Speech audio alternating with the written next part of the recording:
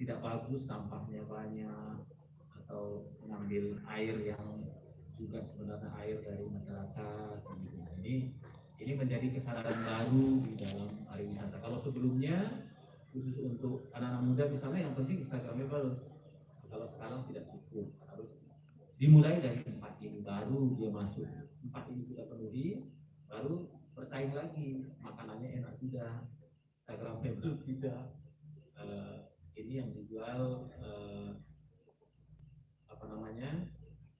berkerumun atau menjaga prokes. Nah, kembali lagi, bagaimana sih prosesnya kita mau sertifikasi? Sejak semester kedua di 2020, Kementerian Pariwisata baik juga didukung oleh dinas-dinas pariwisata di provinsi dan kabupaten melakukan penyadaran dan dukungan penyusunan SOP yang mana SOP ini adaptasi yang telah ditetapkan oleh Kementerian Kesehatan dengan protokol kesehatan. Jadi SOP di pariwisata. SOP-nya masing-masing, Bu. Jadi SOP di warung, di resto yang Panjiwo ini akan berbeda dengan resto yang ada di tempat lain. Mengapa? Karena memang unik. Ukuran berbeda, jumlah kursi berbeda, tetapi yang secara umum dibatasi adalah jarak, kemudian kapasitas, ya, tidak boleh melebihi, sebelumnya tidak boleh melebihi 25%, kemudian 50%, sekarang masih kita pegang 50%. Proses setelah itu di triwulan terakhir, dimulai bulan 10, 11, 12, dilakukanlah sertifikasi sehingga ada beberapa yang sudah mendapatkan sertifikasi ASE. Sekarang juga sedang proses karena ini memang Kementerian Pariwisata melakukan sertifikasi ini bekerjasama dengan pihak 3 dan BNSP. Insya Allah di semester 2 ini sudah akan mulai lagi. Selain CHSE sebenarnya di Kemenpar ini banyak program yang lain juga. Ada BIMTEK penyusunan SOP, BIMTEK pengelolaan kawasan. Tadi ini kita keroyokan kementerian, provinsi, kabupaten juga. Pada Otorita Borobudur sendiri di semester 1 kemarin sudah melakukan di 3 kabupaten ini, di 7 desa kemarin kita fokuskan dulu karena memang arahan ke depan itu arahan Pak Menteri juga desa wisata. Kenapa desa wisata? Wisata ke depan itu tidak lagi heboh-heboh, tapi tertentu satu kelompok yang sudah saling kenal. Nah, jadi kembali lagi, bagaimana prosesnya? Silahkan sering buka websitenya Kemenparekraf atau follow IG-nya. Nah, ini setiap hari akan ada update di sana. Bulan Juli ini akan mulai pembukaan. Silahkan mendaftarkan diri, nanti akan dipilih berurutan gantian nanti di beberapa tempat. Demikian, Pak. Baik, Pak Agustin Parangengin, terima kasih. Mungkin saya ada satu pertanyaan mengenai CASE ini, Pak. Jadi kalau misalnya mereka sudah tersertifikasi begitu, keuntungannya itu apa sih? Keuntungannya yang mereka dapatkan itu. Nah, ini ada kaitannya dengan Wisnus dan Wisman atau enggak? Untuk sementara target kita Wisnus, tapi Wisman juga membutuhkan sertifikat ini. Sertifikat ini seperti kita beli makanan, kita suka cek sertifikat halal kan ya. Nah, artinya apa? Kalau sudah ada sertifikat, market itu lebih percaya bahwa memang ini sudah dilaksanakan prokesnya dengan baik. Kalau sudah ada, karena saya sampaikan di awal tadi, market itu memang menginginkan ya selamat berangkat dari rumah, selamat di perjalanan, selamat ketika berwisata, selamat lagi pulang sampai ke rumah. Kalau semua komponen ini sudah tersertifikasi, kita lebih nyaman. Misalnya bandara sekarang, bandara tidak ada tawar menawar, kita mau masuk kawasan bandara harus punya bukti tes swab antigen. Sekarang sudah bisa digunakan 2 kali 24 jam, Kalau kemarin masih 1 kali 24 jam atau melakukan tes genus di tempat. Kalau kita tes genus di tempat lain, Anda tidak boleh. Nah, ketatnya kita melaksanakan prokes ini memberi orang kepercayaan. Wah, ini semua juga yang naik pesawat mudah-mudahan semua sehat karena pemeriksaan sudah balik. Kalau sertifikasinya abal-abal, semua orang boleh kasih stiker, nanti kita bingung yang benar mana yang nggak benar. Nah, jadi ini ada badan nasional sertifikasi itu yang benar. Fungsinya itu untuk memang memastikan kepada konsumen bahwa datang ke tempat kita aman. Oke, terima kasih Pak Agustin Parangin. Mungkin ada yang mau tanya? Satu pertanyaan boleh mengenai CHSE, teman-teman komunitas pariwisata dan ekonomi kreatif. Atau tadi udah gamblang jelas banget ya, teman-teman? Nggak ada? Nggak ada ya? Nggak ada Pak Agustin, apa ya?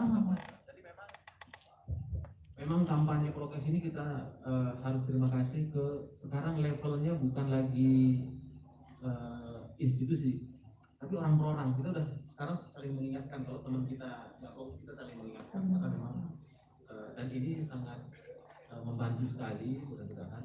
Tetapi kita tetap harus waspada, harus waspada. Pantura itu belajar kita dari Pantura hari ini karena silaturahmi itu kan banyak keluarga. Kita harus waspada. Tapi alhamdulillah kata malah nggak ada.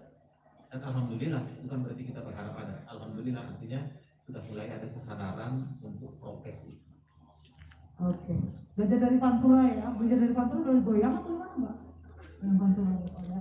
Oke, mengenai saya tadi ya sudah dijelaskan oleh Pak Agustin Parangin ya. Semoga nanti teman-teman pariwisata dan ekonomi kreatif ya setelah acara ini langsung kepoin ya Instagramnya Kemenparekraf ya. Cari tahu gimana caranya mendapatkan sertifikat itu ya.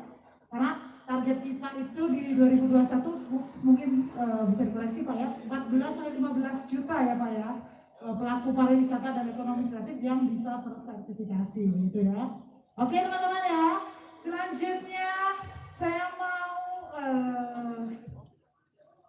Mas Didi Towo ya, yang akan membagikan pengalaman beliau begitu ya, survive di masa pandemi ini ya, yang hampir 2 tahun ya. Bagaimana caranya beliau itu ya bertahan dan kok bisa sekarang ini Mas Didi Towo menjadi pelaku pariwisata juga ya. Oke, silakan Mas Didi. Terima kasih, selamat malam. Suara saya kedengaran ya? Soalnya pakai masker jadinya. Ya, saya mau berbagi sedikit pengalaman saya di situasi pandemi. Saya rasa seniman performing art seperti saya mengalami dampak yang sangat drastis juga, karena tidak boleh berkumpul sehingga tidak boleh mengadakan pertunjukan. Banyak seniman yang alih profesi menjadi buka kuliner dan sebagainya, termasuk saya sendiri. Jadi memang seperti tadi disampaikan Mas Tora, kita harus pintar-pintar melihat sikon. Ya, seperti saya pun kemudian menjadi YouTuber. Jadi awalnya saya mengupload karya saya di YouTube itu, satu untuk promosi, kedua untuk tersimpan secara aman di dunia sana ya. Tapi kemudian ternyata bisa dimonetize kan. Nah itulah kemudian saya mulai mengaktifkan YouTube saya dan juga podcast ya. Nah juga kebetulan saya kemarin 2019 tanggal saya mendapat bantuan dari, kalau kemarin Bekraf ya, itu dibangun 3 lantai. Di lantai 2 nanti akan menjadi rumah koleksi di Towo seperti museum, nanti boleh dikunjungi. Lalu di situ koleksi-koleksi saya yang saya kumpulkan selama sekian puluh tahun, mulai dari topeng, mulai dari kostum itu meliputi kostum pertunjukan maupun kain-kain adat dari banyak daerah, termasuk aksesoris seperti ikat kepala dari Madura seperti apa, dari Kalimantan seperti apa, dari Sulawesi dan sebagainya ada. Jadi nanti menjadi bahan untuk edukasi. Memang tidak saya kasih nama museum karena masyarakat Indonesia itu masih belum akrab dengan museum. Ini masih promosi untuk mencintai museum. Saya diskusi sama teman saya orang asing yang sudah menjadi ahli dalam seni budaya, mendalami budaya Indonesia, bahwa Indonesia kalau masuk ke museum itu beda dengan di luar negeri. Saya kalau ke luar negeri masuk museum bayarnya mahal sekali, tapi di Indonesia 3.000 perak aja nggak ada yang masuk. Ya. Bahkan maaf ya, sekali yang saya kadang-kadang prihatin, sudah diberi peringatan jangan sentuh ya masih dipegang-pegang. Sementara kalau batu-batu kuno itu kena keringat ini lama-lama nanti akan jadi kerusakan. Nah, maaf ya kalau mungkin di dunia atau di tradisi budaya kita memang non sewu ya, neriti ya, neriti tambah sih, ya. Jadi saya banyak belajar dari Jepang juga. Anak-anak di Jepang itu patuh-patuh. Kalau ada larangan ya antri ya masih bagus coba di negara kita. Antri aja masih kadang-kadang nggak bisa. Ya. Buang sampah saat ini aja masih sembarangan, belum bisa disiplin. Jadi masih banyak PR sebenarnya kita ini. Nah kembali ke profesi yang saya lakukan, karena saya seorang seniman penari, saya rasa kita tidak boleh terus kemudian mundur. Kita harus tetap berusaha. Seperti misalnya sekarang saya punya restoran dibantu oleh beberapa pihak termasuk Kanjeng Ratu sendiri. Kemudian saya membuka usaha telur asin masak, ya nanti ada logo saya. Nggak apa-apa, sah-sah aja, asal dari hasil itu bisa tetap untuk membiayai berkesenian. Jadi berkesenian saya tidak pernah berhenti. Jangan sampai kemudian seorang seniman beralih profesi kemudian tidak berkesenian lagi, harus tetap berkesenian. Jadi saya pun beralih profesi untuk mensupport aktivitas kesenian saya. Di YouTube mungkin kalau sudah ada yang pernah melihat, saya buat sitkom barang ya, jadi komedi-komedi yang barang itu ngamen.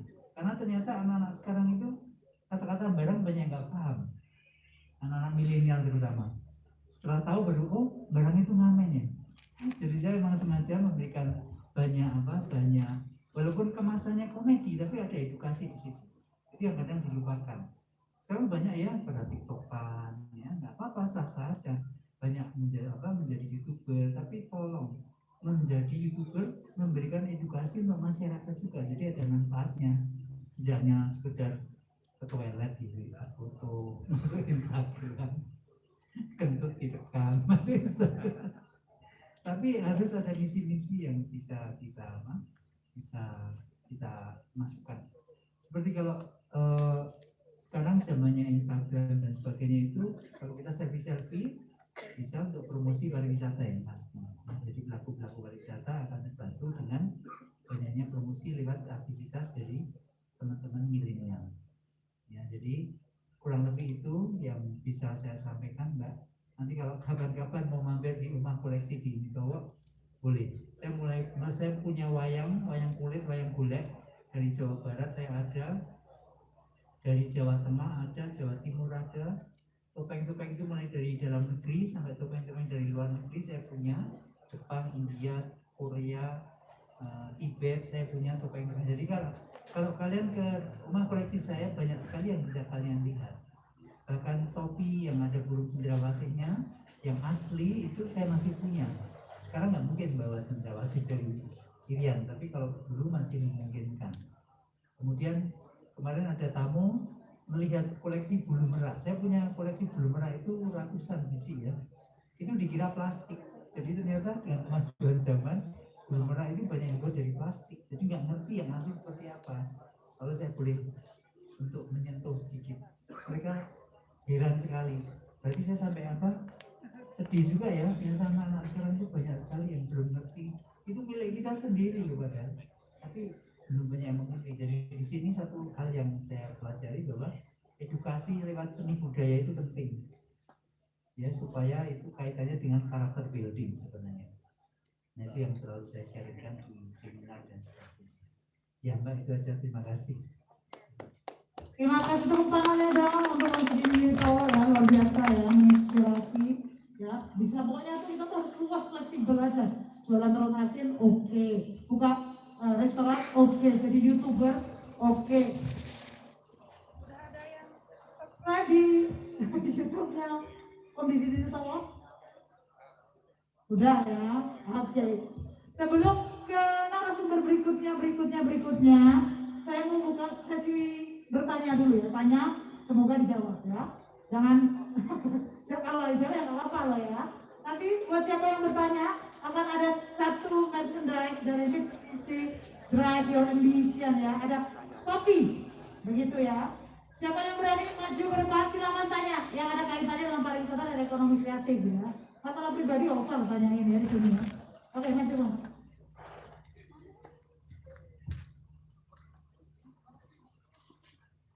Oke, silakan. Kenalan dulu namanya siapa ya? Assalamualaikum warahmatullahi wabarakatuh. Selamat malam. Perkenalkan, nama saya Ruhan. Saya dari Kaliwat Samba, Kecamatan Kajoran, Kabupaten Magelang. Pertanyaan saya cukup simpel. Bagaimana cara mempertahankan pariwisata atau agar tetap berjalan di masa pandemi ini? Kalau yang semulanya masih eksis, tapi tetap bisa eksis lagi. Sebaliknya kalau yang mengalami penurunan, biar ada peningkatan. Ngomong pertanyaannya simpel kan bulat loh. Oke, untuk narasumber di sini siapa yang bisa menjawab pertanyaan yang simpel-simpel sedap ini? Mas Tora kayaknya ya, Mas Tora. Baru saya melempar ke Darius. Kalau yang serius kan? Darius. Dari US ya. Kalau saat kayak gini tadi yang paling gampang dilakuin ya lewat sosial media ya, bolak-balik posting, pinter-pinter cari itulah hashtag ya, pinter-pinter cari hashtag gitu. Kalau sekarang tuh yang saya lagi suka cari tuh gym, missing gym, bukan? Ini itu loh apa sih? Bukan. Wah, gue lupa itu ya. Pokoknya ada beberapa yang misalnya makan enak di mana gitu. Nah, itu pakai pinter-pinter cari hashtag lah. Kayak bapak ini nih, saya ketemu sama bapak ini juga melalui hashtag. Enggak ya? Salah. Saya ketemu bapak ini melalui sosial media. Melihat sosial medianya yang bagus-bagus, terus saya minta. Beli. Gitu, Mas. Kalau dari saya sih itu sih sosial media. Terima kasih, jawabannya sangat memuaskan. Berarti nanti boleh ya, saya tag. Boleh aja. Oke, siap. Syukur-syukur di fallback. Kevin mau ngomong belum? Oh belum. Oh, Pak, boleh satu lagi pertanyaan, boleh enggak? Iya, dulu kedekatan saya sama Mika Amalia tuh dimulai dari Nah, ini pertanyaan serius. oh iya. Kapan mampir ke Kaliwat? Terima kasih. Mampir ke mana? Kaliwat. Oh, ada dekat sini Pak ya? Iya. Nanti pas. Boleh saya paparkan Boleh ya Pak? sedikit promosi sedih. Boleh. Oke, nanti mampir saya ke sana. Siap. Kalau bisa ditambahin rutenya ke Salapan kan dekat, Pak. Jadi Kaliwat itu adalah sebuah kedai makan sederhana sih. Ya di kampung, tepatnya di desa Samba 2, Kecamatan Kajoran, Kabupatennya Magelang. Konsep kami adalah bernuansa outdoor. Jadi kebuka, dan yang uniknya konsep kami itu makan sambil kecek di kali. Tergolong murah juga untuk menu-menunya, hanya dari 10.000 lah. 10.000 sampai paling mahal itu cuma 28.000. Kemudian kami mengusung temanya juga dari desa. Kayak salah satunya kami menjualkan wedang badek. Badek jadi dari nira kelapa itu, Pak. Karena keseharian orang sana kan bikin gula. Nah, dari situ kemudian yang istimewa di kami yaitu makan sambil kecek gitu Pak. Artinya kalau bahasa Indonesia makan sambil main air. Sudah. Terima kasih Pak. Terima kasih. Tuhan. Terima kasih Mas Tuhan ya, luar biasa. Jangan lupa pesannya tadi ya, datang ke Kajoran. Mas, kopi nih. Kopi dong, kopi. Oh, iya. Nggak perlu kopi nih? Mau. Oh mau ya. Oke, satu kopi dari Mitsubishi, drive your ambition. Oke, ya. Satu lagi. Boleh tanya ke siapa saja langsung yang ada di depan ya. Satu lagi silakan. Kopi lagi ya, masih dari Mitsubishi. Ayo, siapa? Ayo teman-teman. Ya, silakan Pak. Siapa yang diincar kira-kira? Baik, terima kasih. Perkenalkan saya Kunjung dari Borobudur Adventure Indonesia.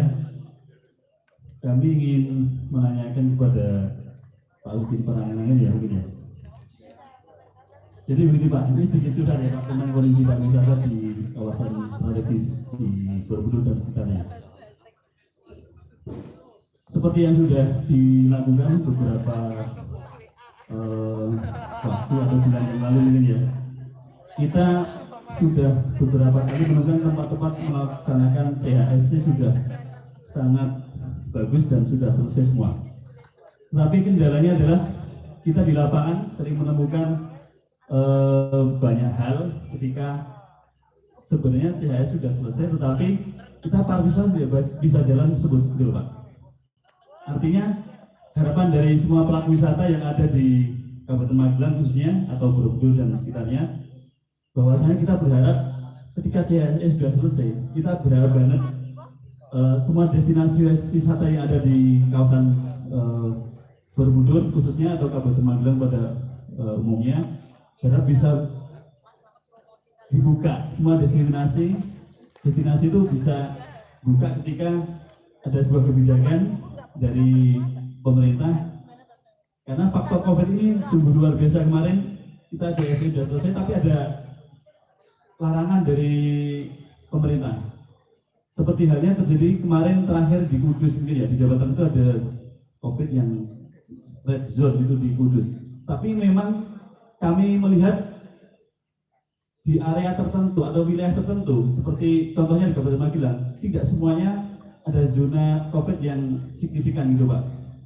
Jadi kami berharap dari kementerian maupun dari Pemda nanti bisa berkolaborasi untuk bisa membangkitkan pariwisata khususnya di Kabupaten Magelang Pak.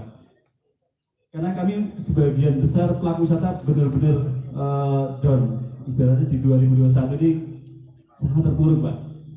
Karena kalau orang bilang teman-teman pelaku wisata sekarang itu mantap bukan Pak, maaf. Begitu Pak. Karena sebenarnya kita sudah berharap di 2021 awal, kita beberapa bulan sudah running Pak. Sudah running sampai Januari, Februari itu sudah ada beberapa destinasi yang sudah buka.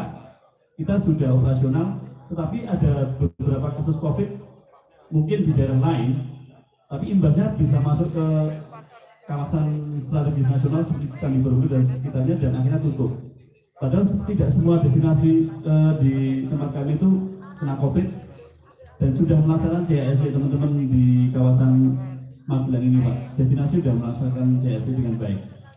Namun kita juga meminta supportnya dan tentunya kebijakan dari Kementerian Pariwisata Ekonomi Kreatif juga agar selama kunjungan-kunjungan di Borobudur dan sekitarnya bisa membangkitkan ekonomi masyarakat yang sudah terpuruk selama pandemi ini Pak.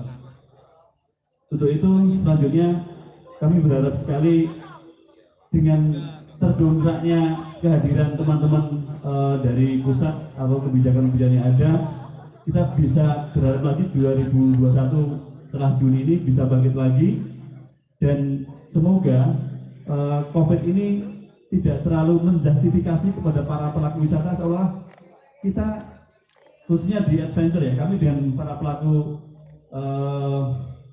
wisata di kawasan Magelang ini seperti rafting itu seolah kita ada beban berat Pak.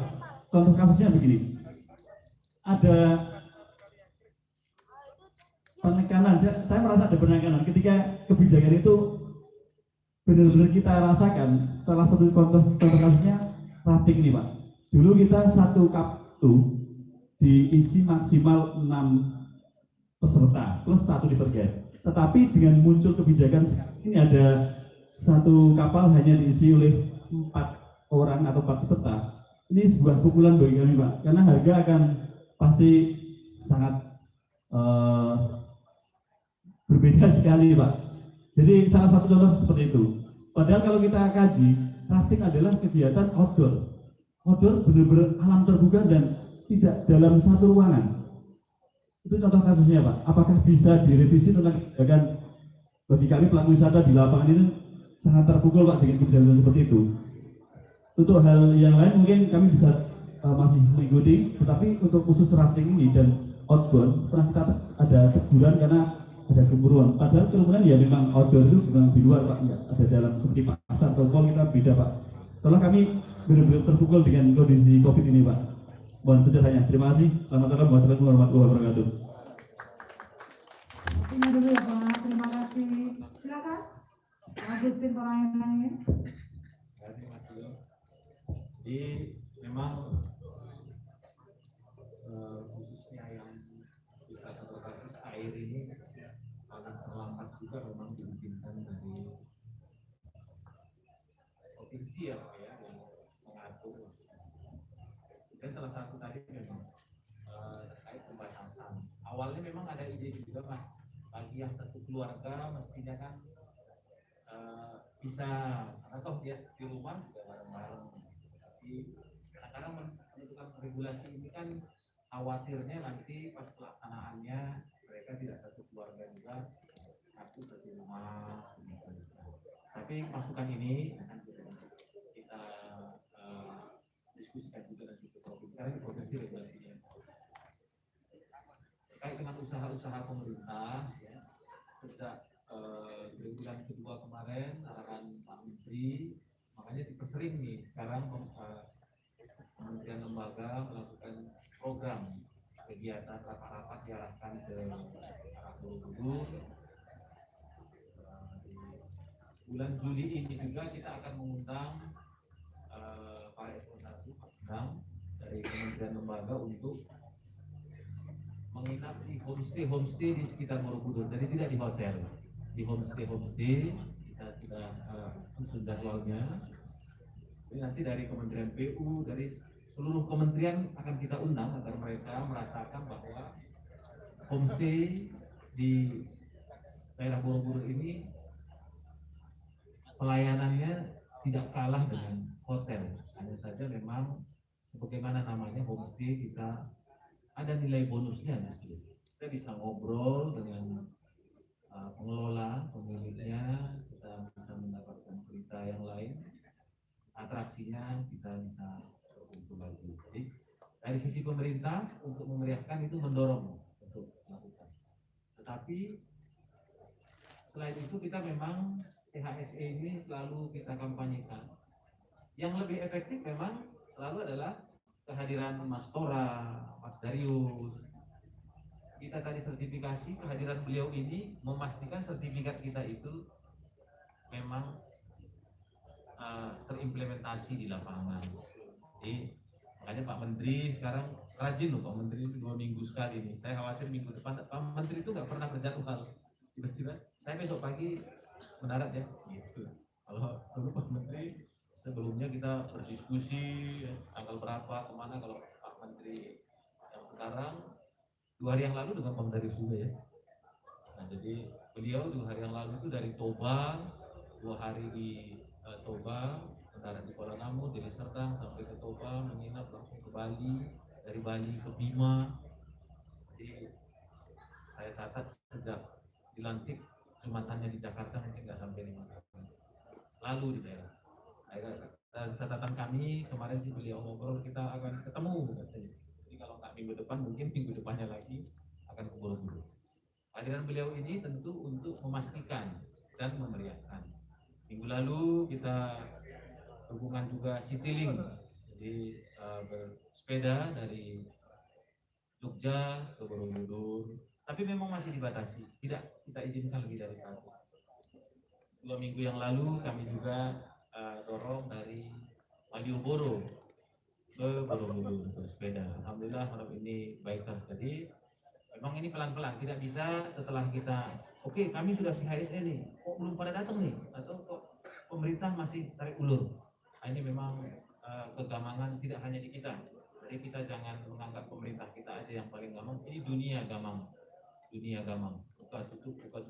Tapi pas kita jam 2 malam nonton bola, ramai penontonnya. Nah ini memang masing-masing punya imunitas yang berbeda-beda. Nah, tapi sekali lagi pemerintah dalam mendongkrak pariwisata ini sangat serius mempersiapkan SDM-nya, mempersiapkan protokolnya, ekosistemnya, termasuk menyelamatkan industrinya. Pak Menteri selalu ke Menteri Keuangan agar diberikan insentif ke pelaku industri pariwisata dan juga menghadirkan tamunya. Demikian. Terima kasih Pak Haji. Semoga menjawab ya Pak ya. Oke, kita lanjutkan ya sharing session kita. Berikutnya kita mau tanya ke Pak Nasrullah ya. Pak Nasrullah, mohon kami dibantu ini Pak Nasrullah. Walaupun sekarang sudah tidak di DPR RI lagi, mungkin bisa menjadi apa ya, penyambung lidah gitu kami ya di teman-teman yang masih ada di sana gitu. Silakan Pak Nasrullah.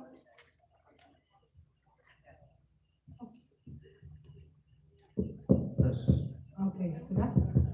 Ya. Terima kasih.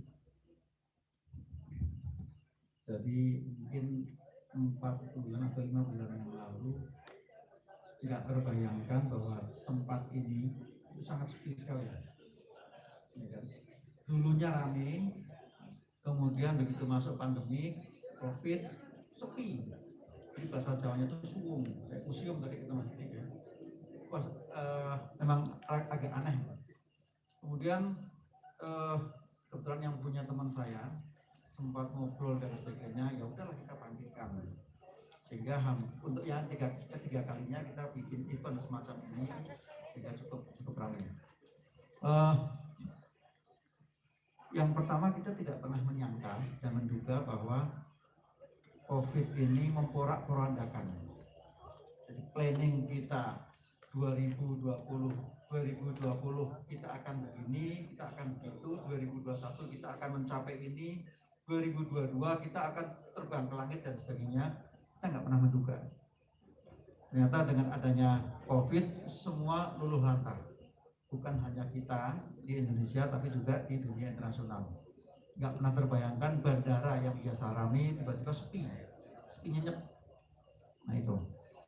Nah ini pusat pertumbuhan ekonomi kan di situ dilihatnya, di bandara kan. Begitu bandara sepi, wah ini udah perputaran ekonomi ini mandek. Nah ini terjadi di tahun 2020 dan nggak tahu sampai kapan. Tapi apakah kita akan merenungi nasib, kemudian diem dan sebagainya? Tadi kata Mas Agustinus, tiba-tiba kita dikagetkan dengan Piala Eropa, ya kan, yang penontonnya juga banyak gitu kan. Semalam itu sempat ramai itu yang nonton kan, kaget juga saya kan. Nah, tiba-tiba kita dikagetkan dengan itu. Mungkin suatu saat kita juga dikagetkan dengan event lain yang mungkin lebih ramai dari itu. Nah, sisi lainnya kita nggak pernah mengira Mas Didi ini tiba-tiba kok podcast, ya Mas ya, tiba-tiba senang dengan IG gitu kan, YouTuber dan sebagainya, nggak pernah mengira saya dulu itu kan. Dengan Mas Didi tiba-tiba, wah ini sudah menarik nih kayak gini kan. Nah, inilah dampak positif, dampak kreasi yang dimunculkan dari COVID itu sendiri. Nah, oleh karena itu ya saatnya kita untuk melihat ke depan apa yang harus kita lakukan, peluang apa yang bisa kita munculkan. Yang pertama tadi setuju saya, jadi bagaimana cara kita munculkan, ya benar media sosial kata Mas Tora tadi kan. Media sosial itu adalah cara yang paling efektif dan paling efisien. Kita aja saya tuh tiba-tiba nggak pernah kebayangkan ada sebuah restoran yang biasanya santai-santainya sepi, pada hari itu digeruduk oleh orang banyak. sampai menteri pun munculin di situ. Nggak tahu Mas Toro sempat ke situ apa enggak kan? Ya tiba-tiba ada satu restoran, ya kan, restoran cepat saji, ya kan, kemarin itu kan, bahkan menteri kita pun sempat memposting di IG-nya kan, saya sempat antri untuk anak saya misalnya kan, nggak pernah kebayang sama sekali. Nah, inilah pengaruh dari media sosial. Nah, oleh karena itu agak ke belakang bahwa kita sudah mengantisipasi ekonomi kreatif itu menjadi bergabung di pariwisata. Kalau nggak salah tahun zamannya Ibu Mari Pangestu ya, Mari Pangestu, yang sebelumnya ekonomi kreatif masuk di perdagangan, masuk ke sana, kemudian wah ini perlu ada poin sendiri nih ekonomi kreatif, sehingga akhirnya kemudian masuk di pariwisata. Apa intinya? Dunia pariwisata, ya, dunia pariwisata itu kan terkait dengan bagaimana kita memunculkan sesuatu yang kita nggak bayangkan, sehingga sesuatu yang nggak pernah kita bayangkan menjadi sesuatu yang berarti. Dieng, ya mungkin ya, yang jauh dari sini atau mungkin Borobudur dulu biasa-biasa saja, orang anggapnya biasa gitu kan. Nah, bagaimana itu menjadi berarti? Maka dibutuhkanlah kreasi kelompok-kelompok ekonomi kreatif, baik dari media sosial, kemudian sinema dan sebagainya. Karena apa? Karena tanpa adanya media sosial ini, maka sesuatu yang awalnya tidak bermakna menjadi bermakna. Nah, oleh karena itu sangat menarik di pariwisata, karena bukan hanya pariwisata yang sudah jadi, tapi dimunculkan juga sekarang wisata berbasis desa, artinya desa wisata. Nah, ini untuk menopang bahwa pariwisata di tempat-tempat kita itu kan ada kearifan lokal. Di tempat kita itu juga ada sesuatu yang bisa kita munculkan, ada sesuatu yang sebenarnya bisa kita bangkitkan dari sisi keekonomian. Apalagi di desa sekarang sudah ada anggaran, misalnya di desa itu kan sekarang dapat anggaran per desa, nggak pernah kita bayangkan per desa dapat anggaran paling nggak 1 miliar kan setahun ya, 1 miliar setahun. Belum kalau misalnya dapat anggaran dari desa wisata, itu berapa, sekitar 500-an atau 200 ya. Ya, Jawa Tengah ada yang 1 miliar, ada yang 500. Waktu zaman dulu masih awalnya pertama itu masih 100 satu paket, sekarang udah 500 1 miliar. Kalau satu desa dapat itu kan sudah bisa membangkitkan wisata desa. Nah, oleh karena itulah ya kita tidak perlu menangis. Kita lihat, pandemi sudah menjadi tantangan dari kita. Revolusi industri 4.0 itu harus kita hadapi semuanya. Nah, ini yang harus kita yang bisa membangkitkan kemandirian bangsa kita. Kenapa? Karena ekonomi kreatif itu kan dasarnya berdasar pada kearifan lokal, sesuatu yang ada di daerah kita masing-masing. Bagaimana kita munculkan kemandirian bangsa ya dengan ekonomi kreatif itu. Tahun 2008 ketika kita kena krisis, 2008 itu zaman presidennya Pak SBY itu kan. Nah, kita kena krisis di Eropa itu anjlok semuanya, Eropa, Amerika, tapi di Indonesia enggak. Kenapa? Ya karena yang tetap bangkit, yang tetap menopang ekonomi kita adalah UMKM, ekonomi kreatif itu kan, yang enggak kita sadari semuanya. Nah, baru kemudian tahun-tahun selanjutnya ada krisis yang mungkin kita antisipasi, tapi bagaimanapun juga harus kita sadari setiap krisis ekonomi di Indonesia kita selalu bertahan, dan yang bertahankan itu adalah UMKM, kalangan dan kelompok ekonomi kreatif. Nah, oleh karena itu saya sangat berharap, saya usul sebenarnya kita saling sinergi. Jadi kita nggak bisa dalam kondisi sekarang kita bisnis tapi sendirian. Ya, solopreneur itu kan sesuatu yang sangat egois kan gitu ya. Kita bisnis sendiri, kemudian nggak merhatiin orang lain. Nah, kita saatnya, ya kalau menurut saya saatnya sekarang itu bisnis berbasis komunitas. Dan bisnis berbasis komunitas. Kenapa? Dengan komunitas inilah yang akan memberikan pencerahan, yang akan memberikan image kepada orang lain. Wah, di sana ada bisnis yang cukup menarik. Misalnya sekarang, ini kopi Panjiwo, kemudian ada kopi Netes ini. Ya tadi Mas Agustinus kalau ngerti ini kan dulu 5 bulan yang lalu sepi sekali kan. Dari awalnya rame, Mas Ho, mana dengan yang pemilik ini, awalnya rame, kemudian sepi, mau mulai males ketemu dengan kita, ya oke lah, kita bikin Panjiwa ada makanan dan kita bikin kopi netes. Bukan kita mau menjual kopi, enggak sebenarnya. Kita jadikan ini sebagai media untuk berkumpul para komunitas. Kemarin kita ketemu dengan kumpul di sini dengan para penggemar kopi puasa kemarin. Kemudian sebelumnya sebulan sebelumnya kita juga ketemu dengan beberapa komunitas lainnya. Ini yang kita harapkan. Jadi komunitas itu sangat penting. Jadi kalau kita bisa sinergi, kementerian itu kan banyak anggaran sebenarnya, bukan hanya pariwisata. Nah, salah satu yang bisa menarik menarik orang untuk datang ke sana. Kalau wisata itu kan suka atau nggak suka, yang namanya Mas Darius, kemudian Mas Tora begitu datang mana mesti dirubung, ya kan? Kita berempat kita ini, ya Mas Diti udah biasa kan, gitu kita jalan ke sana, yang dirubung yang ini kan berdua ini kan paling kan. Nah, mestinya ini yang bisa dimanfaatkan. Kalau tadi katakan wah ini kita sepi dan sebagainya, nah kementerian ini kan bisa memanfaatkan itu. Jangan hanya kemudian COVID, kemudian kita lesu semuanya, enggak, insya Allah.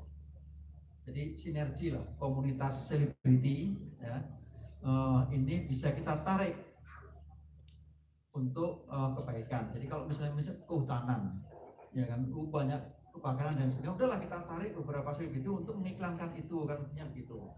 Kemudian di Kementerian Pertahanan yang kita nggak bayangkan sekali, kita nggak pernah terbayang bahwa misalnya Kementerian Pertahanan, kemudian kita mau sosialisasi apa, kita mengundang beberapa selebriti. Ini kan sinergi yang cukup bagus itu. Dari ekonomi kreatifnya, tim kelompok ekonomi kreatif juga jalan, kemudian dari kementerian juga jalan atau apapun. Jadi saya pikir pandemik oke, kita jalani, COVID kita ikuti prosedur prokesnya, tapi memang banyak hal-hal yang bisa kita lakukan. Terutama kalau kita mendobrak pola-pola solo karier, solopreneur menjadi social trainer, kemudian menjadi community trainer. Mungkin itu. Makasih, Mbak. Terima kasih Pak Nasrullah ya untuk sharingnya. Jadi poinnya adalah manfaatkan media sosial gitu ya. Jadi kalian itu jangan lemes-lemes aja, ayo mulai bangkit, manfaatkan media sosial. Kalian seperti yang Mas Didi juga bilang ya, jangan cuma kentut direkam di pos, di toilet, di foto, di pos begitu ya. Jadi gunakan itu untuk bisa mendapatkan atau menghasilkan